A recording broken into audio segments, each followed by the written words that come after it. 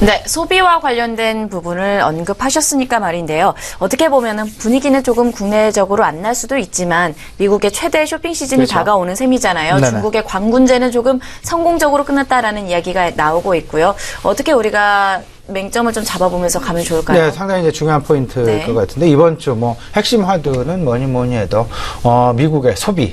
과연 블랙 프라이데이가 어떻게 나타날 것인가. 그리고 바로 이어지는 다음 주 월요일 사이버 먼데이 때는 과연 얼마만큼 시장 내에서 소비 크게 이제 벌어질 수 있겠느냐라는 것.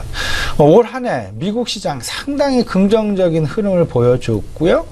그 다음에 대통령 당선, 트럼프 대통령 당선 이후 시장, 오히려 우려감과는 반대의 방향으로 급등하는 그런 모습들이 나타나주고 있다라는 것. 여기에 마치 실물 경제가 화답이라도 하듯이 아니면 실물 경제가 이런 어떤 스케줄상에 잘 맞아떨어진 것도 있겠습니다만은 국제 유가를 중심으로 국제 유가 최근 들어서 10% 이상 급등하는 그런 모습들이 나타나고 있다라는 긍정적인 측면.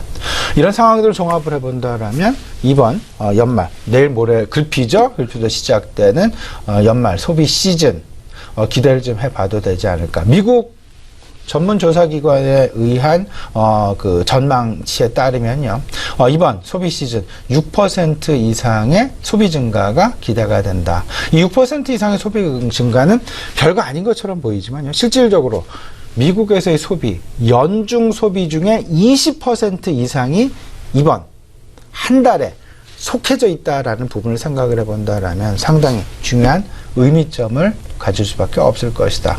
얼마 전 11월 11일에 있었던 중국의 광군제, 이때는 소비가 32%가 증가하는 그런 모습이 보였습니다.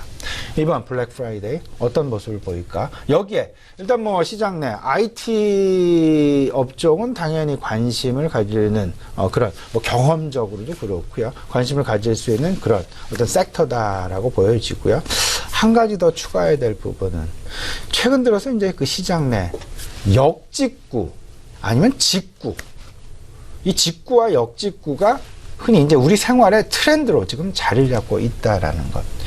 이 해외 직구를 통해서 수혜를 얻을 수 있는 업종, 두 업종이 있겠죠. 물류 업종이 한 가지가 있을 수 있고, 그 다음에 전자 결제주가 그 주요 대상이 될 수 있다라는 것.